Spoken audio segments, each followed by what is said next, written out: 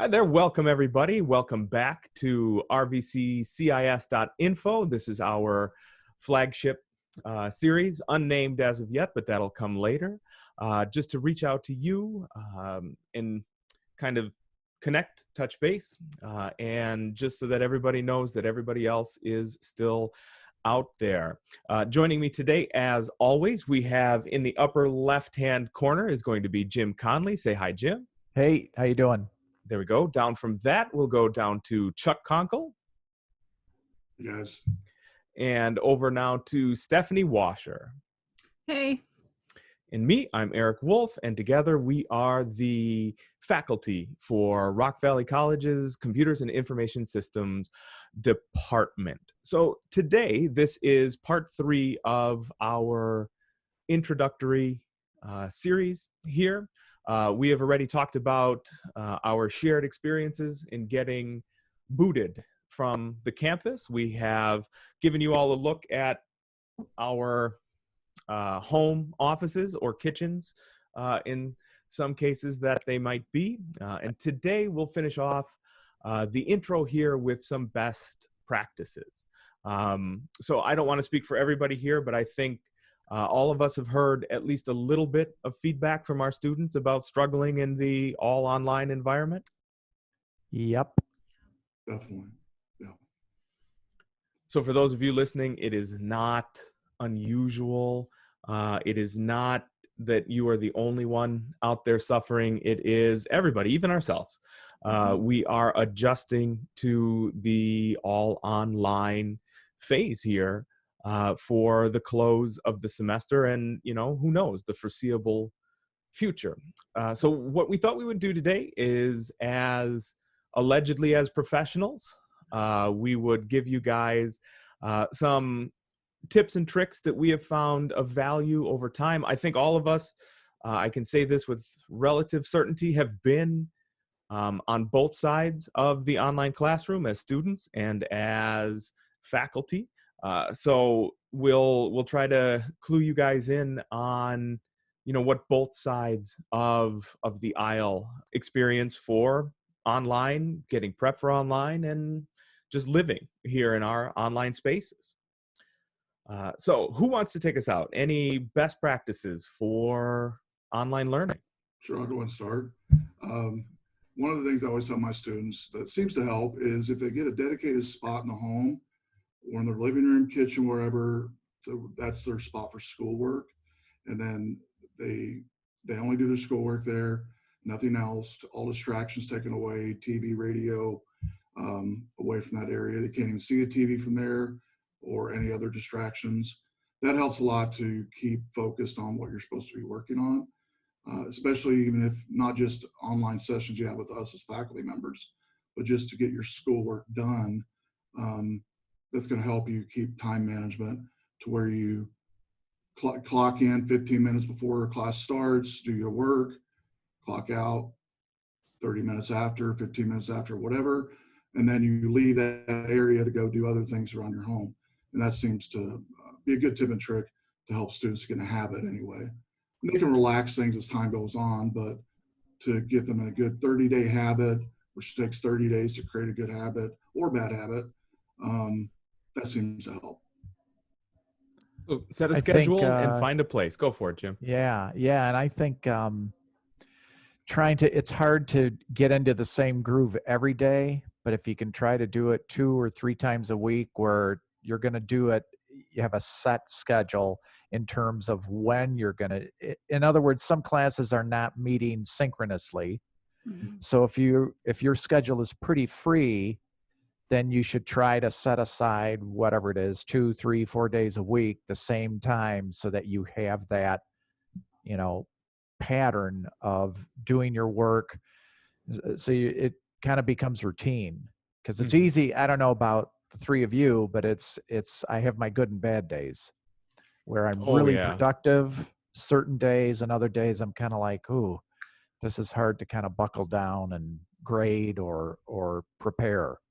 And I'm sure our students are going through the same thing. Yeah, not everybody's early birds either, because I am myself. I get up early, so I do the bulk of my best work like between 4 a.m. and 9 a.m. in the morning. That's where I'm getting my most work done. I can get work done after that, but that's where I really have my brain's the best during that time. So you might be that way. You might be best at midnight, 2 in the morning, whatever it is. I know some of you have little kids, and I remember when I had kids running around. My best time to study when I was going through school was from like 10 p.m. to like 1 a.m. on Monday, Wednesday, and Friday. That's when I did mine. And so whatever works for you, you got to find that niche. And then, like Jim said, just be repetitive with it and keep yourself a schedule. And you'll succeed. You'll mess up. You'll have your bad days like we all do. But don't kick yourself. Get back up the next day and brush yourself off and do it again. And you'll succeed, definitely. Yeah. Well, we all know that I'm not the early morning person. I think you all are crazy, but that's fine. And I'm the one that lives on the farm, but whatever. They're going to revoke your farm card because That's right. Yeah. Nah. So I'm actually also in a grad school program, and in an online program, and it's just been hard to get everything accomplished. And I also have an attention problem. I think it's pretty known as well. And so one of the students in one of the discussions actually recommended in the Pomodoro technique. I don't know if anybody's heard this. I have not. Yeah. It's the tomato technique, and there's actually apps on it. I have one that yells at me if I don't do anything. So it's 25 minutes. So 25 minutes of work, you write down the thing that you want to complete in 25 minutes, and you'll be amazed that if you just sit and focus on it, how much you can get done in that 25 minutes. So the app, there's a ton of apps. So what it does is it's got 25 minutes on, 5-minute break. So you can go and, use the restroom, grab some food, whatever. And then 25 minutes on, 5-minute break, 25 minutes on. And then every hour you take a 15-minute break. And so I've done that a lot because I can concentrate for 25 minutes. But if I think I have a big project that's going to take a ton of time, then I procrastinate. And so this was really helpful in that. So I don't know, that would be, it's actually helped me a lot. What's the app's name, Stephanie, that you use? The one that I use is, let me look it up, Productivity Timer. And I actually had to turn off where it called you a slacker and all that because I was too obsessed then with keeping up with it. Right. But if you don't keep up with it, you're like this horrible slacker all the time. And I just couldn't stand being a slacker. So I had to mute that part of it. But, and I put in like my RVC stuff, and because I had a whole bunch of assessment things that I was putting off. And then I had, a lot of writing, and writing is not my thing, which we found out in yesterday's department meeting, but it's not something that easily comes to me. So I put it off. And so if I do this and I write down what my intentions are, I get a lot done. So this one's Pomodoro. There is the tomato timer, and I believe it's a website that I really liked, but it was a website and I wanted an app. I think it's just tomatotimer.com. That's too easy. It's never that easy. It's not that easy. It's a good thing we didn't have that actually on screen, because I'm sure tomatotimer.com is not what you think it is. No, it's not. It doesn't exist. Oh, yeah, well, that's better than YouTube kicking us off forever. So that's good. So I will say, go ahead.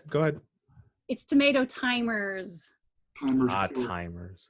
Okay. We will try to add those to the show notes. We've been good and also lazy about doing that. It's something I hope we grow into as we keep going here. One thing I wanted to mention that I know is tough for students to do. Don't worry about it's just tough for you. It's tough for us as instructors to do too. Is to remember to ask questions. It's one of the things that it's in your best interest to ask questions when, you are struggling with a topic, or when we don't understand how the application for this would go, and we're just trying to, understand why we need a topic. Really reach out and ask questions. I know I am not psychic if I was, I'd be a lottery millionaire and I wouldn't be staring at you guys now. But it's hard to come back afterwards, and after you're frustrated, after you've wasted a bunch of time, and feel like there's still value in going back and getting the background information or whatever you needed in order to answer your question. So be proactive with asking those, whether or not that's during the office hours, the virtual office hours, the messaging, email, whatever it is that's available. Please ask questions. Well said, Eric. I mean, I've had a couple students say, I'm really sorry to bother you, but I'm having trouble with, it's like, it's not a bother. Just reach out to us. That's what we're here for. Yeah, otherwise we just sit here, like our office hours when people are, I'm sorry to bother you. It's like, I drove here for this. Like, ask a question, somebody, please. Otherwise, it's not super good use of our time otherwise. And also, too, there's some students that are more extroverted, like myself, and like many here. As a teacher, you generally are a little bit. You can ask questions you think students have in the classroom during an online session, and I guarantee you other students have that same question, but they won't ask it. And it helps them. It helps other students as well. So you're not just helping yourself when you ask a question. You're also helping other students that are listening to that question and then hearing our response. And we might not have the answer immediately, but still a question is a valid question. Any question is. And so don't ever feel bad for that. And also know if you have a question, probably could be half or all the students have the same question you have. They just want to ask the question. And so you're helping others as well. So, Jim, that looks like a negative. Nope, I'm good. Oh, I'm good. Okay. I wanted to, students always think, and I've thought this too, as anybody who's ever had to stare at my mug when I'm in a, like a faculty forum or when I'm taking a class, I get that stupid serious face on me, and that's not me for the most part, but there it is. One of the best suggestions I have seen, not just here for the online quarantine, but just in general, is communicate outside of whatever the classroom stuff is. It's one of the things I think, I know I have, anyway, I'll speak for myself. I know I have edited most of that out of any of the new live content I put out there for students after the quarantine here has been, we talk about other stuff in class, and, people ask a question and that gives us room to talk about other things. And if nobody's asking me questions, I have to be lightning focused on whatever we're talking about in the, the text or, from the material. And that's fine. But it's those other envelope application things, the stuff that wraps around what we're talking about. I think you guys get more value out of that. So if as students, you are able to provide us with some alternative things to explore, we are happy for the most part to do that. And I would say, as a challenge to us as instructors, I try to put, now I'm trying harder to put stuff out there every week that's just, a little from left field for what we're talking about, just to spark curiosity or investigation or conversation into stuff. Yeah, I think that's vital important is we're all on Zoom or whatever medium you're chatting or texting or video chatting with, and utilize that during the week, because we've even had that discussion amongst us as faculty, is we don't have to wait for a weekly meeting to hop on Zoom or to do something collaborative. We can do that anytime. We're home. All of us are home all the time right now. And so we can literally do that pretty much anytime through the day. Now, granted, you're not going to try to contact us at 2 a.m. in the morning, but they still do. It's 8:30 at night and 9 o'clock at night. Most of us use text messaging in our classroom or Google Text. We do that, or we have you can email us. I always tell my students, when you have a question, it could be 2 a.m. in the morning, email me at 2 a.m. in the morning. Don't wait, because you'll forget. Right. At 6 a.m. you will forget. I do. I'll forget it. I'll forget the question. Or I'll have an idea for one of my students, or one of my friends or family members. If I have it at, sometimes late at night, if I don't write it down or email them, I forget come morning time. Right. I'm one ear and out the other, it's done. I don't know if any of you guys are like that as well, but Absolutely. I recommend immediate, because I'm not a writer, but I have written some stuff over the years, and I know that when you write and have an idea to write, whether it's a song or a book idea, it's best to write it down when you have the idea, because you've heard of writer's block. That is a real thing. Or you've heard of, there is homework block. There's people that just get burnt out on school. We've all been there. You have to give yourself a break too. I always tell my students in all my classes, if they've watched the podcast, they've done their reading, they've done the due diligence on their own before they contacted me. Even before they do that, though, before they contact me, one of the steps I have them do is take a break for an hour. Mm-hmm. Everything. A lot of times during that break time, you could be walking, watching a funny movie. If you have a hobby, do that hobby. A lot of times those solutions will come to you. I know it has for me during those down times where you get away for a second or an hour, and it brings back that solution that you've been looking for. Yeah, it's like fatigue, and exactly. Just to fight off the fatigue, you have to shift gears, and that doubly works for the online environment as it does for the in-classroom environment. Exactly. Yes. I just want to say about the email thing, I'd rather have two emails, one asking the question and the one going, never mind, I figured it out, than no question at all. Right. That's perfect. That's right. Correct. And that's happened a lot, and it's no big deal to us. Right. And to be transparent, talking amongst all of us faculty, all of us have done that to one another. Well, I've emailed Stephanie questions, and 5 minutes later, I figured it out. Or text her 5 minutes later, oh, I got it. And she's done the same with me. So we do the same with each other. We ask questions. And in America, we're taught to ask questions. I know in other countries, they're not. Being in a programming field like I am, I know some outsourcing firms outside the U.S., one of the complaints companies in the U.S. have with outsourcing companies outside the U.S. is they don't ask questions. They think it's unprofessional to ask a question. It is not unprofessional to ask a question. It's very professional to ask a question. And so you can't find the answer if you don't ask a question. So just in summation, number one, set a schedule. It really does help all of us. It helps me. I have a schedule. I know in talking beforehand, before we started recording, we've all admitted to each other anyway, and now to you, the world, that we have schedules for this, and you do have to absolutely keep some form of schedule to get by. Do not be afraid to ask questions. It is literally the reason we are here. Do interact with your instructors, do interact with your fellow students. I know in my classes anyway, and Chuck, for sure you, and I assume the rest of us, we do what we can to expand into project team and group work. Lean on those project teams now.